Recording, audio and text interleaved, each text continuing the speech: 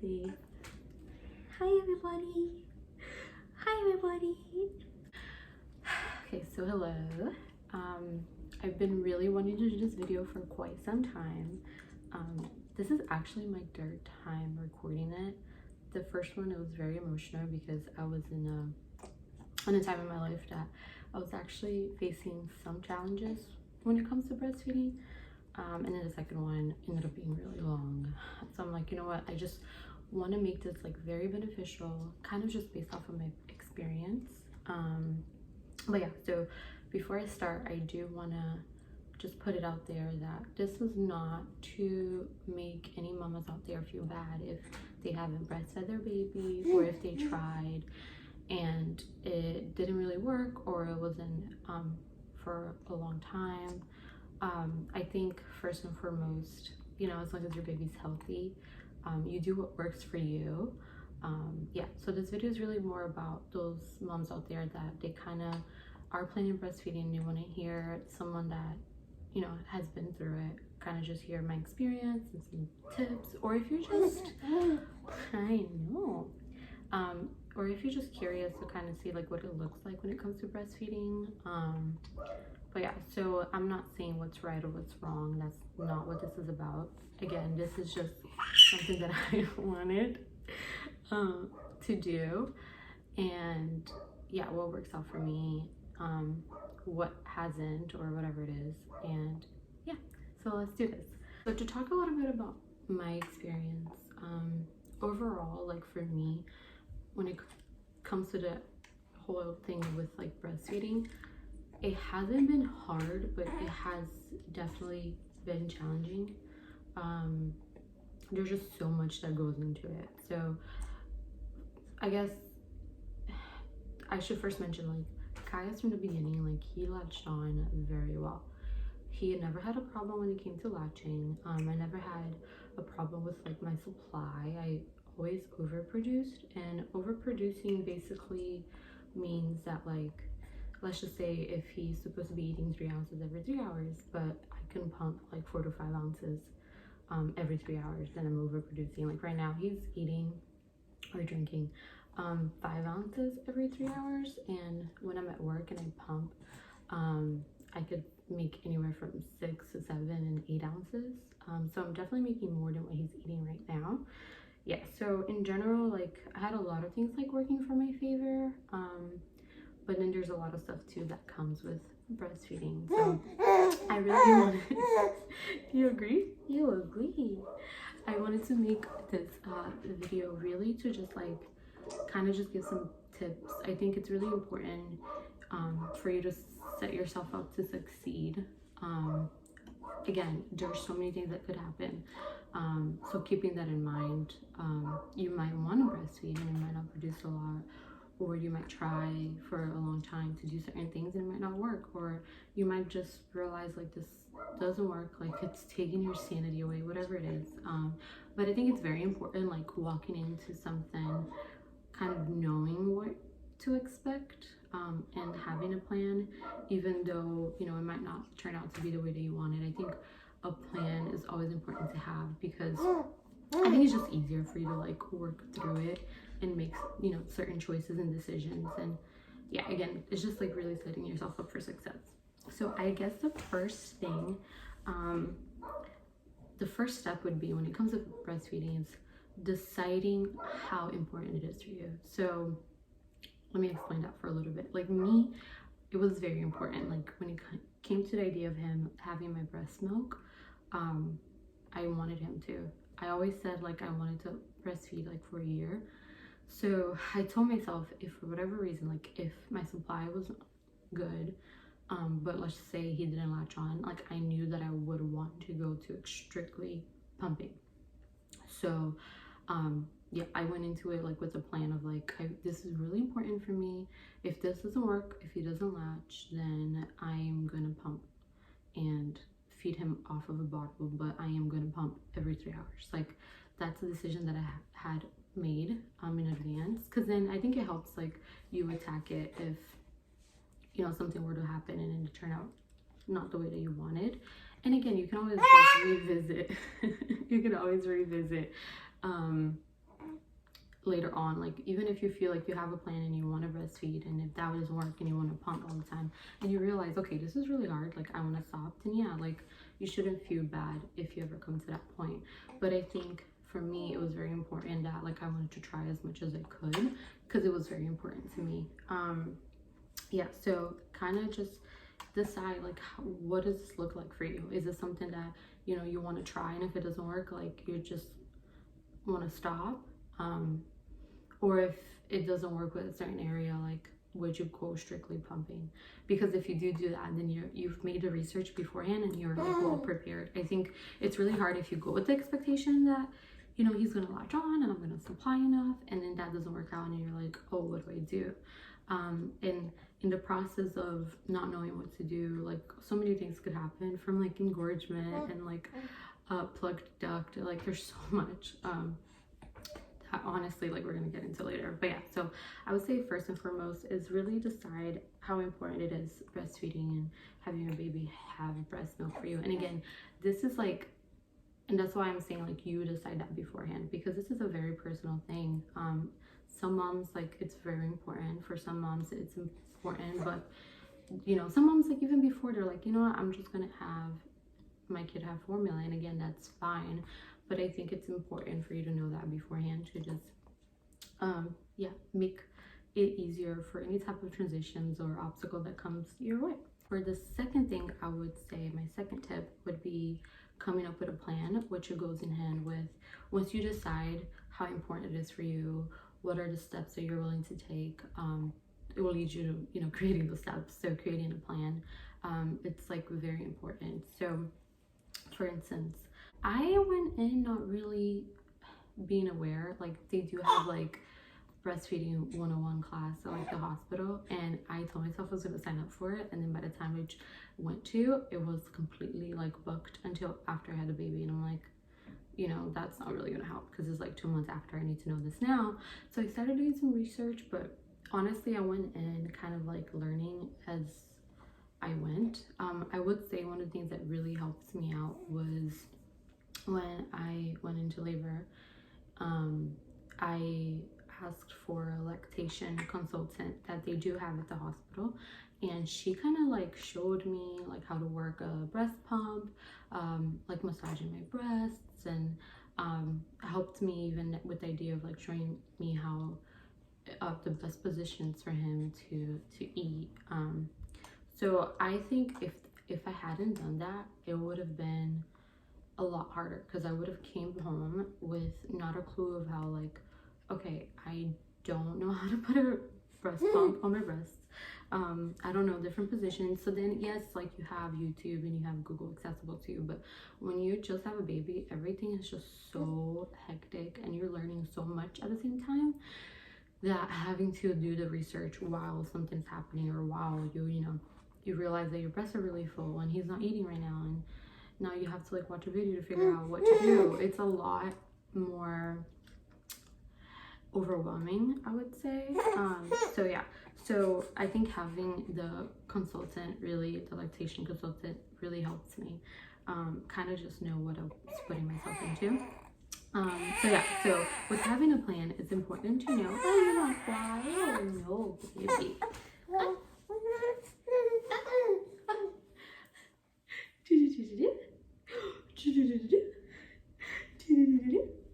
I love you. I love you. So with having a with that with the idea of having a plan, I think it was very important to create a plan once you cross certain obstacles. So two things that it could happen: you could either get engorged, which basically your breast is full of milk, and it literally feels like a brick, like it's really hard. And then you can also get a plugged duct, which is where the milk comes out. I'm trying to explain this, but there's basically different little tunnels that it squirts from, and you can have one of those pretty much like clogged, and it is extremely painful. So a few things to think about. There's a few essential things that you could have to help you with these things. One is your breast pump. First of all, like when it comes to like a clogged a plugged duct, your baby is your weapon. Like, this is how you fight it. It's gonna hurt so much, but every time he had to eat, I would put him on my breast, and it would be really, really hard. But the suction off of his lips and how he does it helps you unclog it like way faster than using a pump. While he was done eating, you're getting bored. You're getting bored. Do you want to go to Dada? Let's go to Dada. We're gonna finish this with Jordan. Say bye. Bye. Wow. Okay, so where was I? Yeah, so having him, like your baby, be the one helping you through a plugged duct is honestly the best. But when he wasn't eating, like if he was asleep, you're obviously not gonna be feeding him 24/7. A pump would help. So I have the Spectra pump, and basically you can put it on and you do like a forward leaning position. Like you literally just go all the way forward. I was like on my knees, and I turn on the pump so I can have a letdown. That helped out a lot. Another thing is I got the Haka, and I'll put links of stuff that I've used. The Haka necessarily don't work for me. There are some people that use the Haka for that works as a pump, like they put it on them and so much milk comes out. Some people, it's really made for you putting it on the side of a breast while he's eating on the other one, because sometimes, you know, obviously you drip and you don't want to waste that milk. So it's like a suction thing. You put it on your breast and it stays there, and as your baby's eating, the milk is dripping in a container, so then you can save that. But anyway, so there's some tips that people gave, that you fill that up with like warm water, and then you put salt in it, and then you put it on your breast and you just leave it there. It helps you like unclog. Another thing that I would say is a breast therapy pack. So this is like what you would put on your like knee and different areas of your body. I'll put a link of an actual breast one. They have it at like Target. It's like $10, and it comes with a little sleeve. You put it on the microwave, and it's like shaped that it would fit your breast. But this was like last resort for me, which honestly I like this because it's really big and it has worked for me.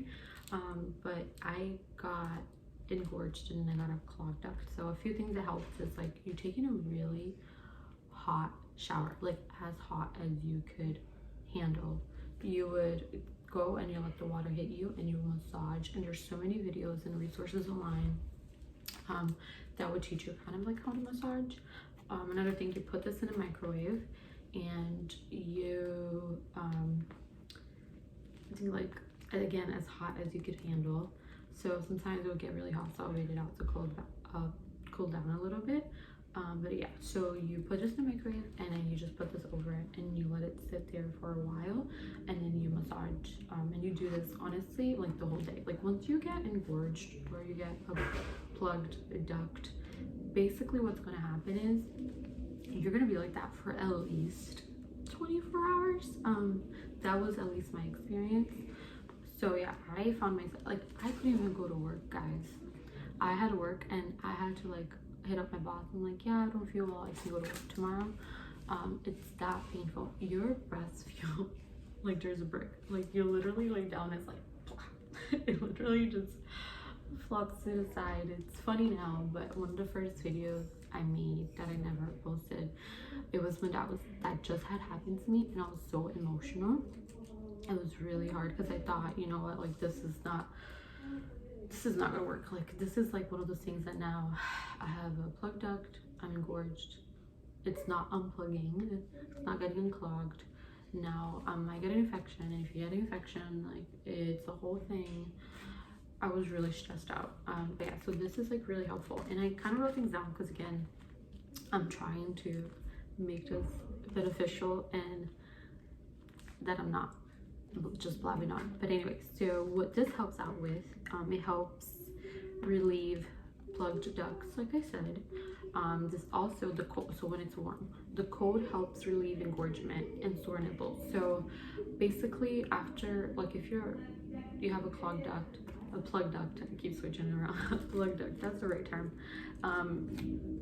You would put the warm, the hot, as much as how you can, massage, whatever. It helps with the letdown. It helps it to, if it's like solid rock, it helps get like liquid again. So like dissolve, it helps dissolve. And then after your baby latched onto you, or if you're pumping or whatever, obviously your nipples are pretty sore, so the cold will help relieve that. So you just put it over your nipples, over your breast. It kind of just helps with like that pain. Another thing too, the warm thing helps with a fast letdown.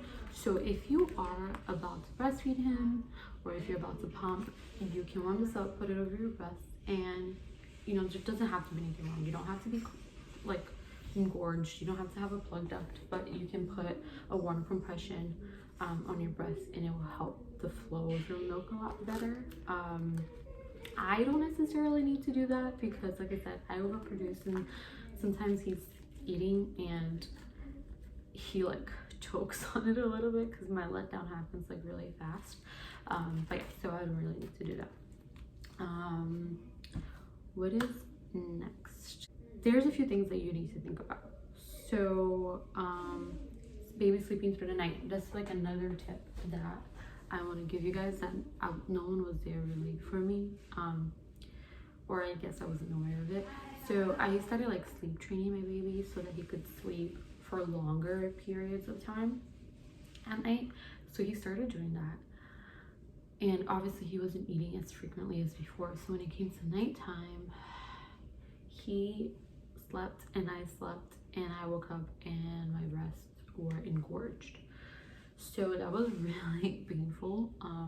I remember like when I got a plug duct and everything, like I called the lactation consultant and I told her what's happening. She gave me all the tips, and she said if your baby starts sleeping through the night, like your body will adjust to it and you're still produced throughout the day, but it's very important that you empty out your breast. So if he eats and he falls asleep, get a pump and pump everything out. Don't leave anything because your body's going to be producing it and you don't want for it to be too much. Or wake up in the middle of the night to pump. It really depends really what you want to do. At the end of the day, my reality has been that I haven't had a full night's sleep in a very long time.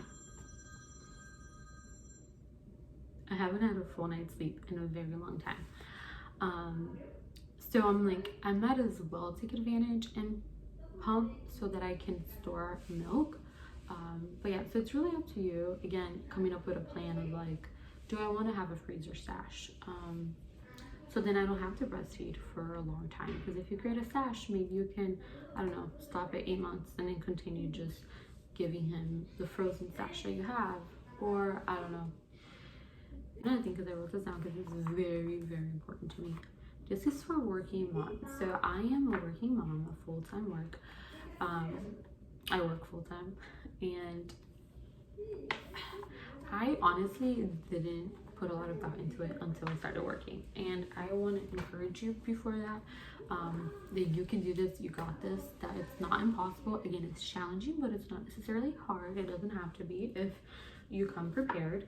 So I wrote things down and comes to this. So one of the things that I realized is you pump every 3 hours or as often as your baby eats. So let me backtrack real quick.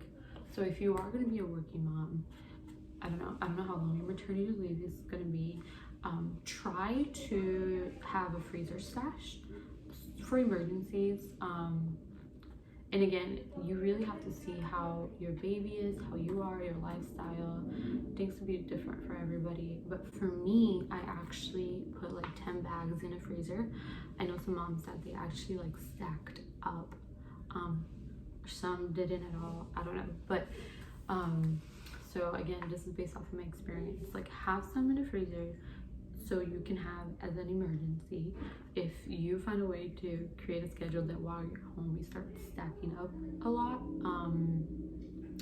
then you can have it. So again, like I said, you can start feeding them with it later on, so you don't have to breastfeed for that long. Or if you're going to do like baby cereals, you can use the milk in the freezer to do that. Anyway, so again, I think it's important to have like a stash. I know a mom that she got sick and her supply went really low, and she went to her freezer stash and she used that to feed her baby. So yeah, so have a freezer stash. Now, going into work. My first day, and it took me a while to get a rhythm, so this is why I'm here to give you this tip so you kind of know. But my first day, so basically you have to figure out in an 8-hour period, like my baby eats every 3 hours.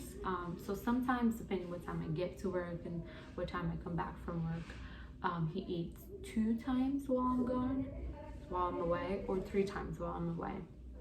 So let's say, you know, my first day at work, he ate twice while I was away. So I got 2 bags out of the freezer, and that's what he had. So then I pumped twice at work, and then the next day I gave the milk that I pumped the day before.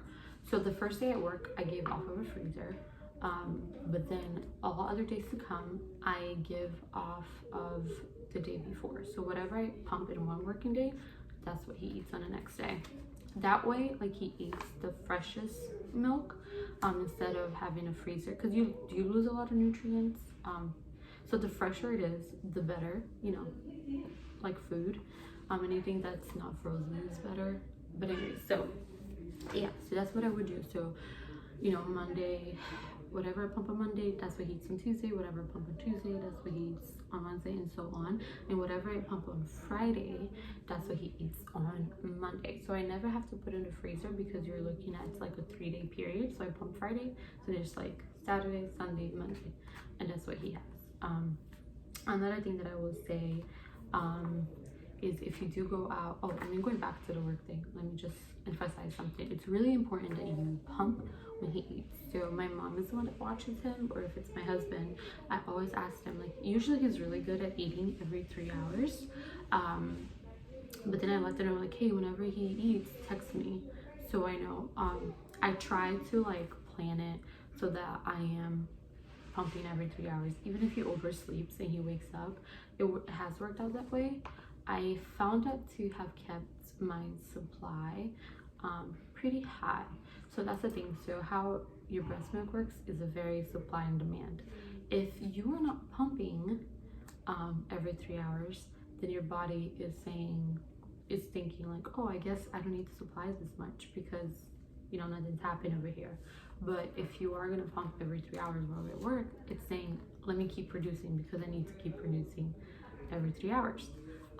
So yeah, that's how it works. So it's very important to be intentional. I was not intentional at the beginning. I'm like, oh, I'm gonna pump just once. Like, I'm gonna wait 4 to 5 hours to pump, and then my boobs are huge and I'm gonna pump a lot, which is true. I pumped a lot, but that's only gonna last for so long.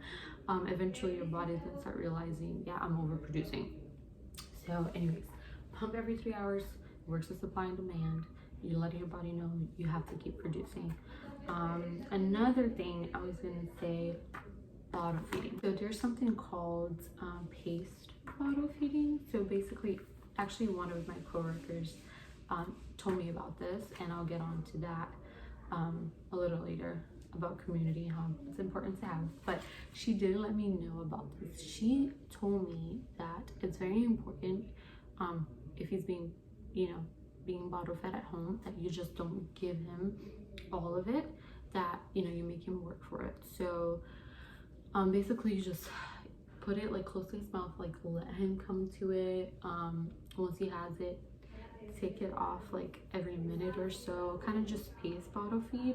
Don't let him like chug, because a lot of the time what happens is they realize like, wow, this is way easier. Like, I don't have to work as much. Like, this just, because if he's being bottle fed, it probably takes him like 5 minutes to drink 5 ounces. If he's like on my breast, it could be anywhere from 15 to 20 minutes until he's satisfied. So you want to be intentional with that. Another thing I was going to say when it comes to working moms, know your rights.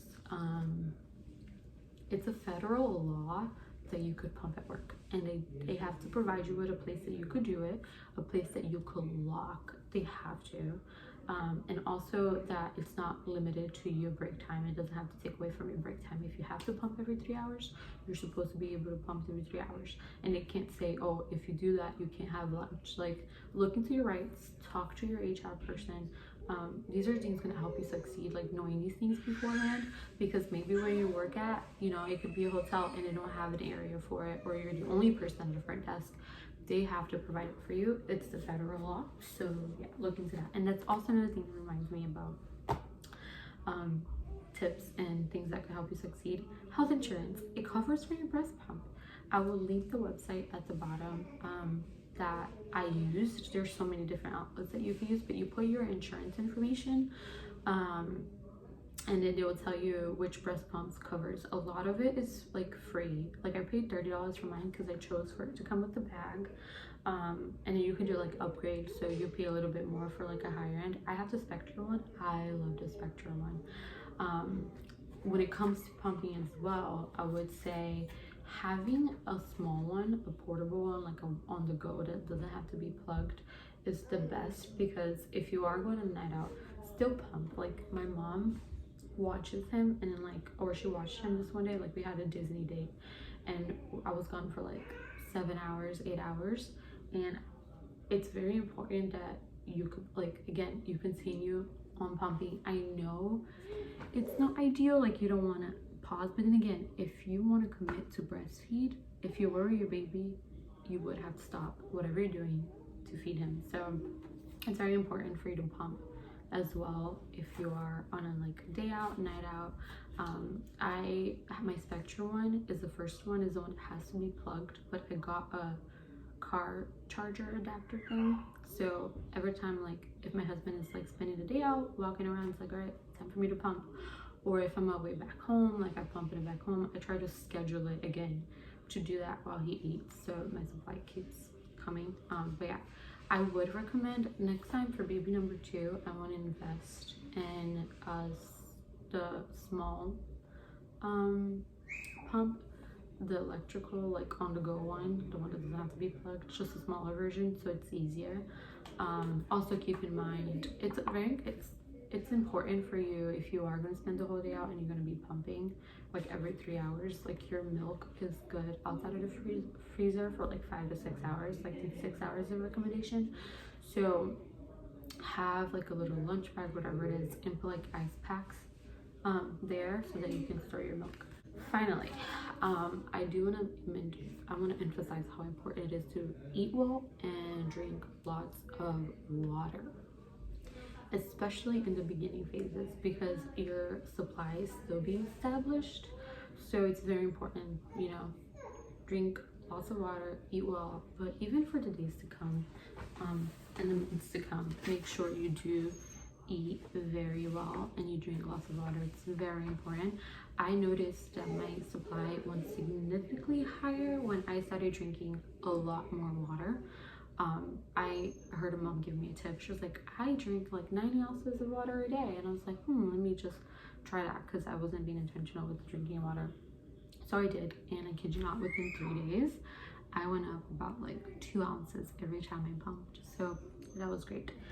Finally, the most important thing, and the reason why I am even doing this video, is it's so important for you to have community.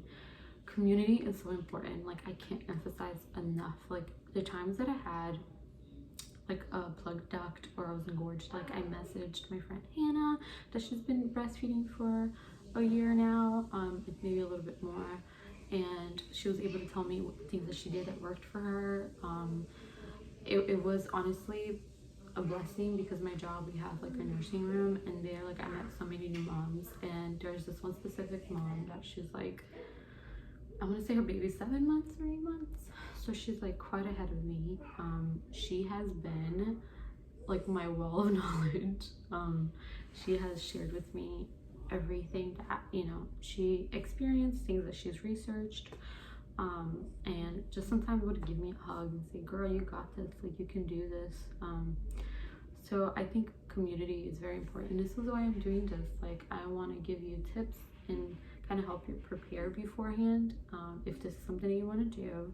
And also, with that being said, be here. Like, if you want, feel free to like contact me, DM me if you want my number, like get in contact with me, because this is why we're here, like to help each other out. It's not easy. It's not easy being a mom. It's not easy being a stay-at-home mom. It's not easy being a work mom. It's not easy, you know, being a mom of one or a mom of two. Like, we're all in this together, especially if it's the first time. And again, I want to emphasize that by no means I know everything, that you should do it my way. I'm learning as I go. Things aren't as, you know, I don't know, it's just, I don't know everything, and I'm learning, and I'm just sharing based off of my experience. I want to just be able to share, and yeah, I'm just babbling on right now. But anyways, I think this is it. So again,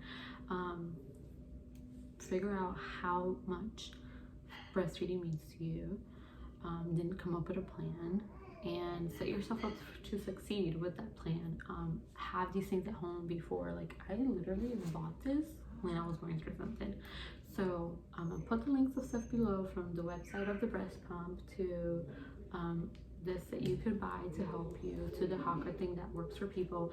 Kellymom is a website that has so much information from breastfeedings and babies, and I don't even know, like literally it's amazing. So I'll link that website as well, and I'll link my Instagram account so that you guys can direct message me and ask me questions, so that we can be in this together. Thank you so much. Sorry if my dog was crying, if my baby started to cry, if I talked too much, but I do hope that this would be beneficial to someone. And again, you got this. I know I'm really happy talking about it now. The first video I recorded, I was like crying and I was really emotional, and it was really hard, but I was able to overcome all these obstacles, and here I am. My baby's about to be 5 months soon, and he's only had breast milk, and it's been a really amazing journey, and I want the best for him. I'm not saying that formula isn't the best for a baby, but there's so many benefits. I don't want to get, you know, away from emphasizing as well that there are many benefits with breast milk. And if you could do it, if you want to, if you're willing to, then that's fine. Also, your sanity is important. Sometimes, you know, if breastfeeding is really hard and it's stressing you out and you're not succeeding in other areas, like you're not doing as well in other areas that are more important to you than breastfeeding, then by all means stop it, or, you know, focus on the other, what's more important. Like, at the end of the day, you know your heart, you know what's best for you and your baby. Don't let anyone tell you that, you know, another way is the best way. Don't let me ever make you feel this way. You are the mom, you know what's best for your child, and you got this. You got this. Thank you so much for watching.